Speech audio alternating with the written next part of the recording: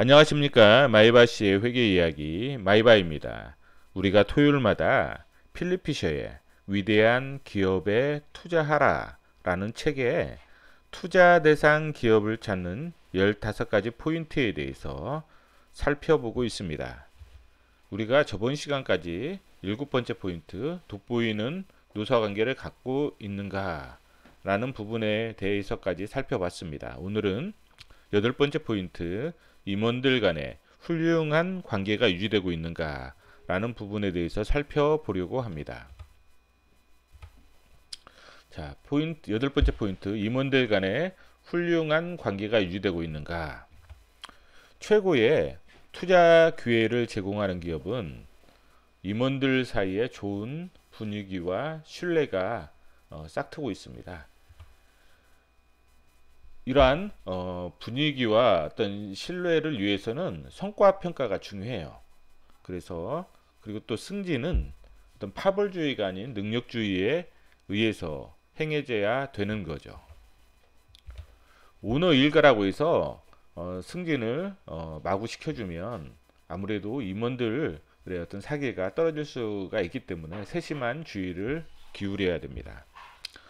높은 성과를 낸 임원에 대한 임금 조정 같은 경우에 있어서 어떤 보상적, 즉 성과급과 관련된 임금 인상은 임원들이 요구하기 전에 먼저 성과 평가에 반영을 해서 알려줘야 된다는 거죠.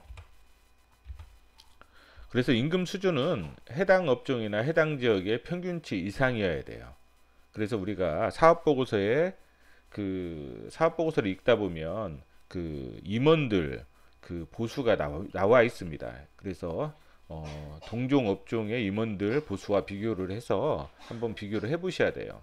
왜냐하면 동종 업종의 임원들 보수보다 현저하게 적다. 그러면 능력 있는 임원들은 다른 회사로 이직을 할 확률이 커지거든요. 또 임원의 외부 스카우트의 경우에는 우리 회사에서 어떤 필요한 어떤 임원을 스카우트 할 거 아니에요. 능력 있는.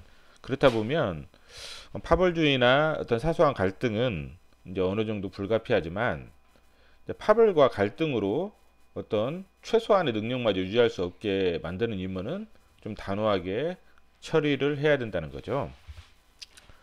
투자자가 파악할 수 있는 방법은 임원들을 인터뷰하는 방법이에요. 근데 제 개인적인 생각은 임원 간의 관계는 현실적으로 파악하기가 힘든 것 같아요. 그래서 만약 최대 주주의 지분율이 높은 어떤 회사다. 그러면 최대 주주를 중심으로 상하 관계가 경직적일 확률이 좀 높은 것 같아요. 그리고 최대 주주가 지분을 매수에 들어왔고 지분율이 낮다면 좀 힘겨루게 할 확률도 있고요. 또 규모가 크고 정부에서 낙하산 인사를 하는 회사는 기존 경영진과 신경영진 그 사이에 갈등 관계일 확률이 좀 크고요. 그 다음에 어떤 그 최대 주주가 창업자예요. 창업자일 경우에는 어때요? 최대 주주를 중심으로 좀 임원 관계가 어때요? 그래도 좀 끈끈할 확률이 있고 또 상하 관계가 좀 확실할 확률이 있어요. 그렇지만은 2대, 3대, 4대까지 거치다 보면 어때요? 그 임원들이 좀 반란을 일으킬 확률도 있잖아요. 다른 또 그 형제와 연합을 해서 그렇다 보면 어떻게 보면 좀 관료주의적인 그런 분위기로 흐를 수 있고 우리가 외부에서는 모르지만 뭔가 상당히 좀 어떤 관료적인 그러한 부분들 그래서 그런 갈등들이 심할 수가 있다는 거죠.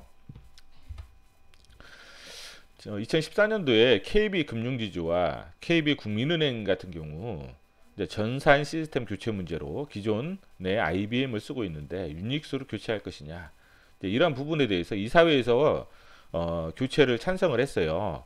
이사회에서 교체를 찬성했는데 KB국민은행 이건호 행장이 외부 인사죠. 또 KB금융지주의 이명루 회장도 외부 인사예요. 행장이 교체 비용이 많이 든다고 반대를 했어요. 이때 KB금융지주의 이명록 회장 같은 경우 이사회 손을 들어줍니다.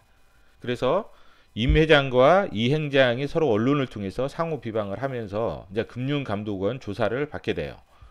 이 회장은 임 회장을 상급자로 인정할 수 없다 노골적으로 표현까지도 하죠. 예, 금융감독원 검사 결과 임회장과 이행장 모두 경징계를 받아요. 그런데 금융감독원장 직권으로 중징계로 수위를 올립니다. 이때 이행장은 사임하고 임회장은 법정 투쟁을 하는 거죠. 왜 내 하위 뭐야 하위 직급에 있는 사람이 반기를 들어서 하는 부분인데 왜 나한테까지 징계를 내리냐, 이런 부분이죠. 그래서 직무정지 3개월을 받습니다. 그래서 임회장도 불명예 사임을 합니다. 어떤 그 분쟁의 결과 둘 다 좀 불명예 사임을 한 거죠. 좀 이런 경우일 확률이 좀 많다는 거예요. 낙하산 인사를 하는 회사들 보면 이제 포스코나 KB금융지주 같은 경우에는 경영자를 교체할 때 대규모 빅베스 손실을 발생을 시켜요. 왜냐하면 전임 경영자의 어떤 과오를 좀 강조를 하기 위해서 빅베스를 다 떨어버리는 거죠. 부실들을.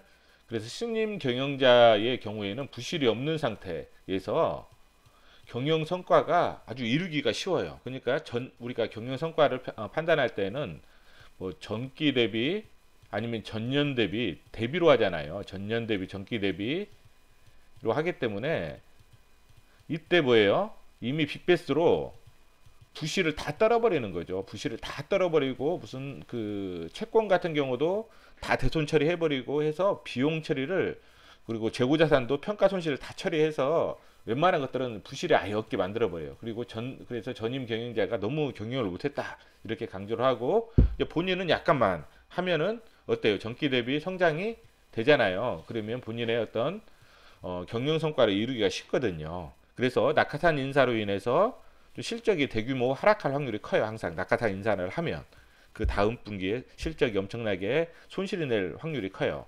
개인 투자자들은 어떻게 돼요? 손실이 날 확률이 크죠. 주식 투자를 하면. 그래서 이러한 부분들은 조심하셔야 돼요.